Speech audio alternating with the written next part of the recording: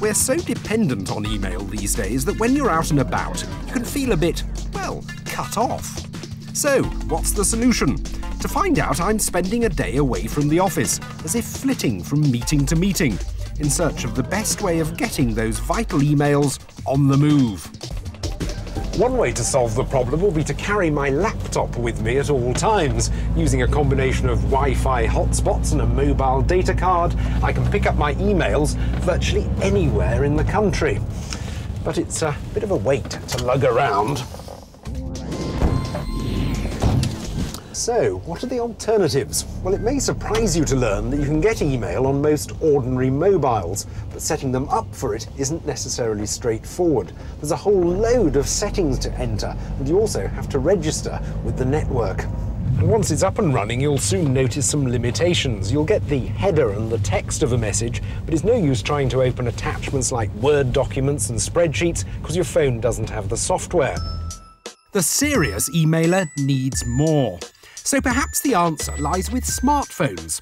I tested several and found a number of drawbacks. This tiny keyboard was just too small, making the Sony Ericsson P910i hard to recommend for emailing in spite of its excellent handling of attachments. This orange PDA had a better slide-down keyboard, but it was uncomfortable to use as a phone. The pimply keys on this Palm were surprisingly good, but without optional software it couldn't open any of our test attachments. The best typing experience came from the new version of Nokia's Communicator. It has built-in Wi-Fi for faster downloads, but like all the smartphones so far, it could be tricky to set up. Happily, one smartphone I tried was designed to make mobile emailing easy. The latest BlackBerry. It's a smaller and more trendy version of the one that Madonna uses, and this particular one is available for free on most Vodafone pay monthly tariffs. The great BlackBerry feature is that if your company has special BlackBerry software on its email server, you get your emails pushed through to you immediately, as if the phone were your office inbox. Attachments are handled by being ruthlessly stripped down to their bare essentials. Ours was good with Word documents and small spreadsheets, but large spreadsheets were a no-show.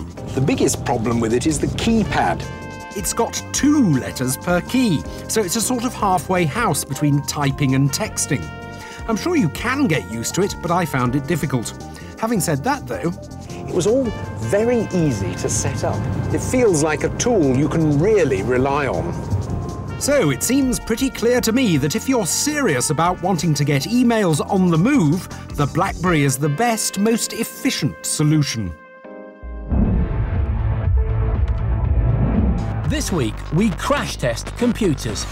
Literally. Amazing to hear that many of the components that I'm sat on right now are 3D printed.